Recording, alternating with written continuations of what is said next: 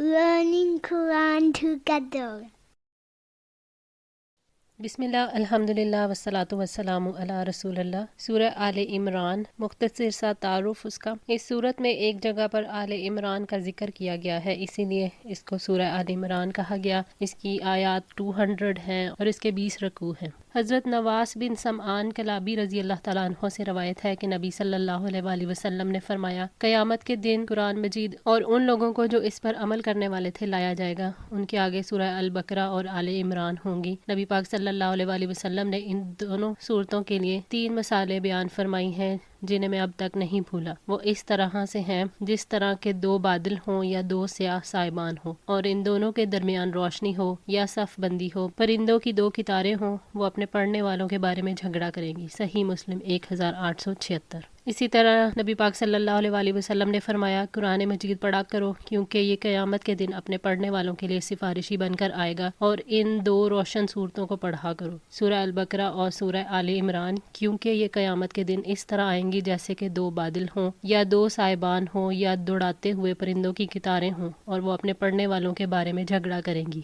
سورہ البقرہ پڑھا کرو کیونکہ اس کا پڑھنا باعث برکت ہے، اس کا چھوڑنا باعث حسرت، اور جادوگر اس کو حاصل کرنے کی طاقت نہیں رکھتے۔ صحیح مسلم 1874۔ بسم اللہ الرحمن الرحیم۔ الف لام میم۔ الف لام میم یہ حروف مقطعات ہیں جن کے بارے میں اللہ تعالیٰ زیادہ جانتا ہے۔ ان پر ایمان لانا فرض ہے، لیکن ان کے معنی کی کھوج میں نہیں جانا چاہیے۔ نبی پاک صلی اللہ علیہ وآلہ وسلم نے ان حروف کی کوئی تفسیر بیان نہیں کی۔ اللہ لا الہ الا ہو الحی القیوم۔ اللہ تعالیٰ وہ ہے جس کے سوا کوئی معبود نہیں، اللہ کے سوا کوئی عبادت کا مستحق نہیں، ہر قسم کی عبادت کا حقدار صرف اللہ ہے۔ اس جملے کے معنی یہ ہیں کہ اللہ کے سوا کسی کی عبادت نہ کی جائے، اس کے سوا کسی کے لیے قیام ہے نہ رکوع، نہ سجدہ، نہ قربانی، نہ ہی نظر و نیاز، ہر حالت میں صرف اسی سے دعا کی جائے، اس کے سوا کسی سے دعا نہ کی جائے۔ سیدنا جابر بن عبداللہ رضی اللہ تعالیٰ عنہ سے روایت ہے کہ میں نے رسول اللہ صلی اللہ علیہ وآلہ وسلم کو فرماتے ہوئے سنا، افضل ذکر لا الہ الا اللہ ہے۔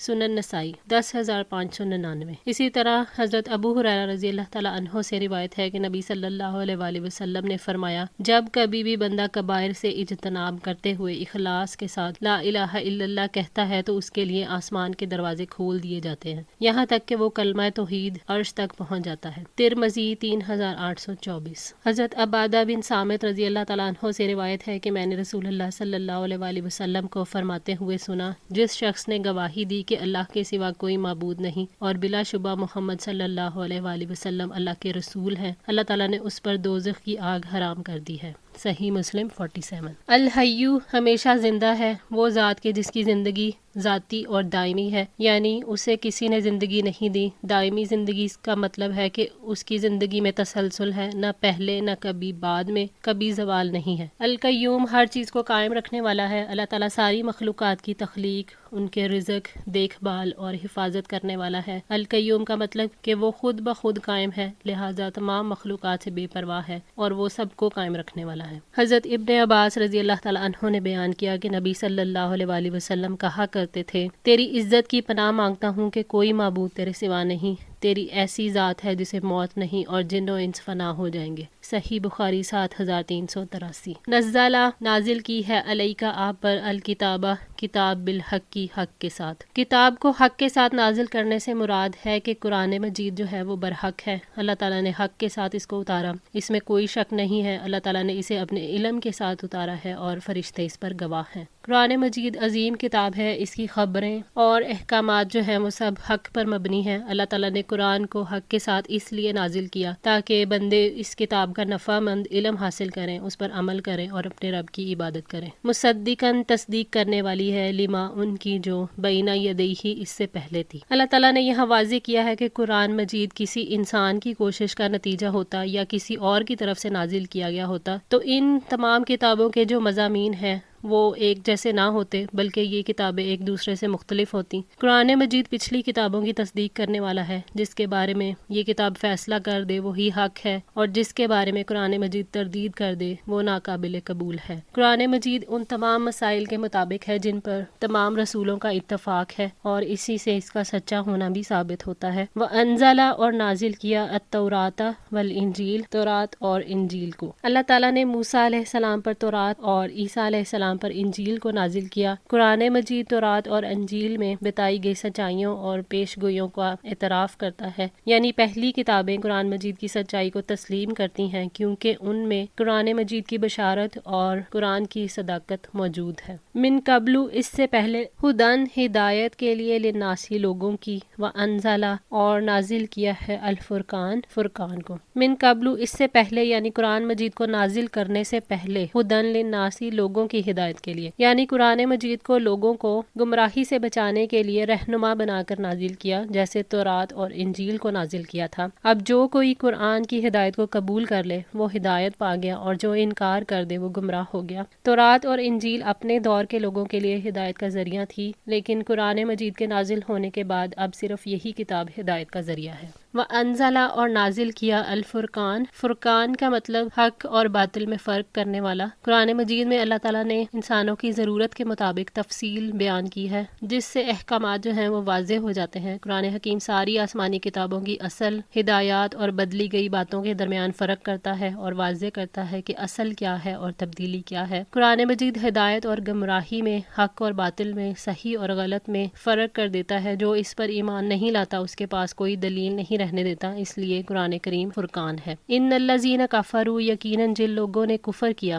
بآیات اللہ، اللہ تعالیٰ کی آیات کا، لہم عذاب شدید، ان کے لیے زبردست عذاب ہے۔ اللہ تعالیٰ نے اپنی آیات کا کفر کرنے والوں کو دھمکی دی ہے کہ جن لوگوں نے رسولوں کی مخالفت کی، اس کی آیات کو جھٹلایا، وہ انہیں انتقام لیے بغیر نہیں چھوڑے گا، اس لیے ان کے لیے زبردست عذاب ہے جس کی شدت کا اندازہ کرنا ممکن نہیں ہے، کیونکہ اس نے تمام شک و شبہات کو دور فرما دیا ہے۔ واللہ، اور اللہ، عزیز، سب پر غالب ہے، ذو انتقام، بدلہ لینے والا ہے۔ اللہ تعالیٰ عزیز ہے، سب پر غالب ہے، اس پر کوئی غالب نہیں آ سکتا، اس کے سامنے انسان مغلوب ہو جائیں گے۔ اللہ تعالیٰ ذو انتقام ہے، انتقام لینے پر قدرت رکھتا ہے، وہ بے پناہ قوتوں کا مالک ہے اور اس کی پکڑ بھی شدید ہے، وہ خوفناک انتقام بھی لے سکتا ہے، جو اس کی نافرمانی کرے گا وہ اس سے انتقام لے گا، لہٰذا آیات کا انکار کرنے سے بچ جاؤ۔ ان اللہ، بے شک اللہ، لا یخفا، نہیں چھپی رہتی، علیہ، اس پر، شیء، کوئی چیز، فی الارض، زمین میں، ولا فی السماء، اور نہ آسمان میں۔ بے شک اللہ تعالیٰ وہ ہے جس سے کچھ بھی چھپا ہوا نہیں رہتا، نہ ہی زمین اور نہ آسمان میں۔ اللہ تعالیٰ کا علم ظاہر اور پوشیدہ تمام معاملات پر محیط ہے، اس کائنات میں اس سے کوئی چیز پوشیدہ نہیں رکھی جا سکتی، کسی نیت اور ارادے کو بھی اللہ تعالیٰ سے چھپایا نہیں جا سکتا۔ اللہ تعالیٰ ہی آسمان اور زمین کے غیب کو جانتا ہے، کوئی تدبیر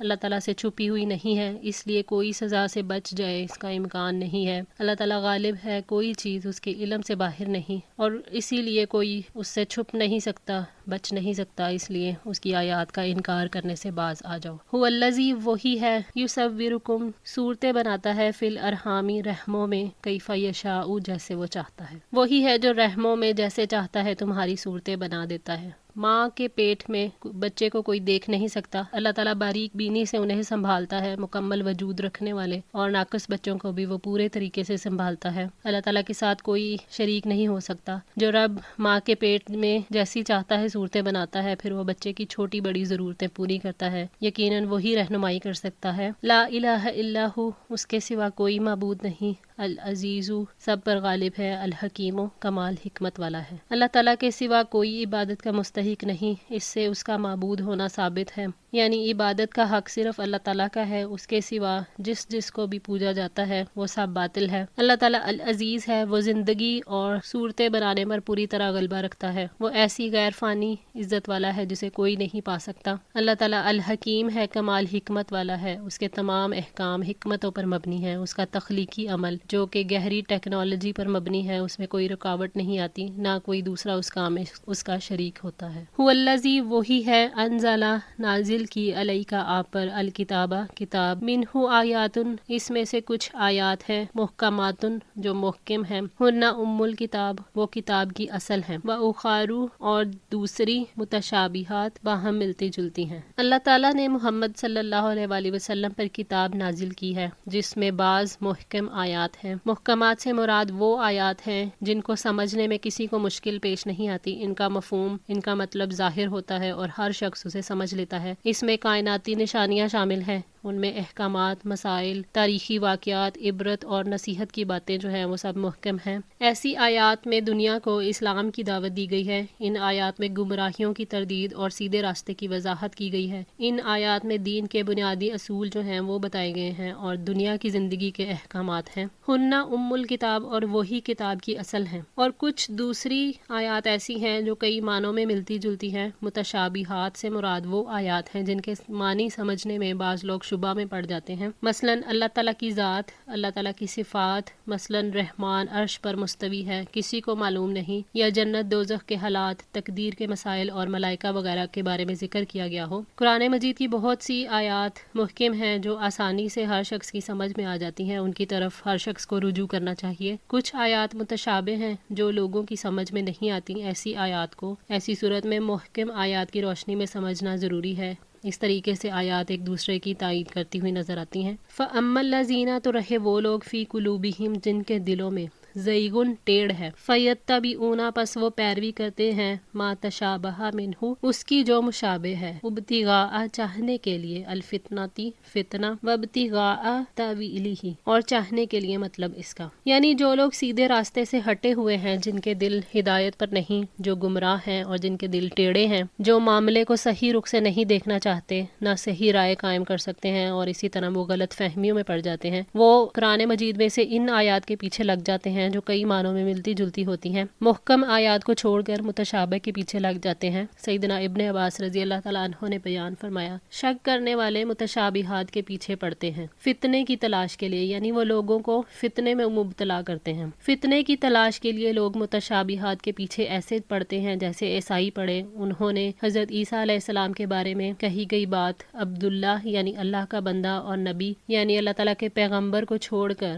کلمۃ اللہ اور روح اللہ کو لے کر اس کی ایسی تعویلیں بیان کی جس سے ان کے عقائد جو ہیں وہ گمراہ ہو گئے۔ ایسے ہی مسلمانوں میں بھی بدعات میں مبتلا ہونے والوں کا حال ہے۔ وابتغاء تاویلہ، اور اس کی اصل مراد کی تلاش کے لیے۔ تعویل سے مراد کسی چیز کی اصل حقیقت ہے۔ اللہ تعالیٰ کے سوا کوئی ان آیات کا حقیقی مطلب نہیں جانتا۔ وہ لوگ جن کے دلوں میں ٹیڑھ ہے وہ ان آیات کی تعویل کی تلاش میں رہتے ہیں تاکہ وہ ان آیات کو اپنے خیال کے مطابق اسے اس کی جگہ سے ہٹا دیں، یعنی قرآن کو اپنی رائے کے مطابق پھر وہ بنا لیتے ہیں۔ وما یعلم، اور نہیں جانتا، تأویلہ، مطلب اس کا، الا اللہ، مگر اللہ۔ حالانکہ ان کا اصل مطلب اللہ تعالیٰ کے سوا کوئی نہیں جانتا۔ اس سے مراد یہ ہے کہ متشابہات کی تعویل یعنی ان کا حقیقی مطلب اللہ تعالیٰ کے سوا کوئی نہیں جانتا۔ حضرت عائشہ رضی اللہ تعالیٰ عنہ نے بیان کیا کہ رسول اللہ صلی اللہ علیہ وآلہ وسلم نے اس آیت کی تلاوت کی اور فرمایا، جب تم لوگ ایسے لوگوں کو دیکھو جو متشابہ آیات کے پیچھے پڑے ہوئے ہوں تو یاد رکھو یہ وہی لوگ ہیں جن کا اللہ تعالیٰ نے ذکر فرمایا ہے، اس لیے ان سے بچتے رہو۔ صحیح بخاری 4547۔ والراسخون فی العلم،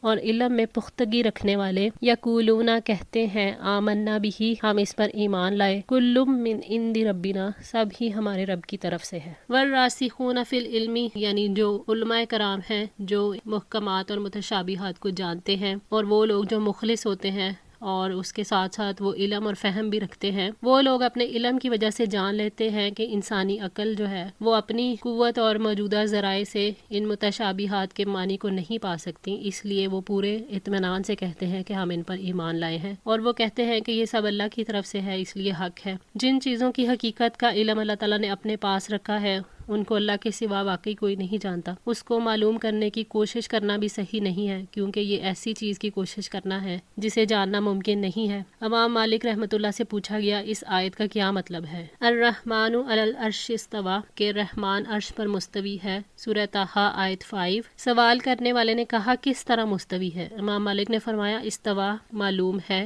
یعنی قائم ہونا، کیونکہ یہ لفظ واضح ہے جس کی تشریح کی ضرورت نہیں، اس کی کیفیت نامعلوم ہے، اس پر ایمان لانا واجب ہے اور اس کے بارے میں سوال کرنا بدعت ہے۔ اللہ تعالیٰ کی تمام صفات کے بارے میں یہی طرز عمل اختیار کرنا چاہیے کہ اگر کوئی شخص ان کی کیفیت دریافت کرے تو امام مالک کی طرح کہہ دیا جائے کہ یہ صفت تو معلوم ہے لیکن اس کی کیفیت معلوم نہیں ہے، تاہم اس پر ایمان لانا واجب ہے اور اس کے بارے میں سوال کرنا बिद्दत है। अल्लाह ताला ने हमें ये सिफ़ात बताई हैं, उनकी कैफियत नहीं बताई, इसलिए हमें अपनी हद तक आकर रुक जाना चाहिए, हद से नहीं बढ़ना चाहिए। गुमराह लोग इन मुतशाबिह बातों के बारे में बेफ़ायदा बहस करते हैं और इस चीज़ के हसूल की कोशिश करते हैं जिन्हें मालूम करने का कोई तरीका मौजूद नहीं है, क्योंकि अल्लाह के सिवा इसे कोई नहीं जानता। अहले इल्म इन पर ईमान लाते हैं, इनकी हकीकत को भी वो अल्लाह के सुपुर्द कर देते हैं। वमा और नहीं यज़क्करू नसीहत पकड़ते इल्ला उलुल अलबाब मगर वो जो अक्लमंद हैं। अल्लाह ताला की नसीहत और उसकी तरफ से आने वाले इल्म को कबूल करने वाले सिर्फ वो लोग हैं जो अक्लमंद हैं। उनकी अक्ल तक जब नसीहत पहुंचती है तो उन्हें उसमें अपना फ़ायदा नज़र आता है तो वो उस पर अमल कर लेते हैं, और उन्हें अपने नुकसान की बातें जब पता चलती हैं तो उनसे वो बच जाते हैं। दुआ है अल्लाह ताला हमारे भी इल्म में इजाफ़ा फरमाए, हमें हक और बातिल में फ़र्क करने वाला बनाए और अमल करने की तौफीक अता फरमाए। हमारी इस कोशिश को कबूल फरमाए, हमारी गलतियों कोताहियों को माफ़ फरमा कर हमारी इस्लाह फरमाए। जज़ाकुमुल्लाह खैर। वस्सलामु अलैकुम वरहमतुल्लाह वबरकातुहू।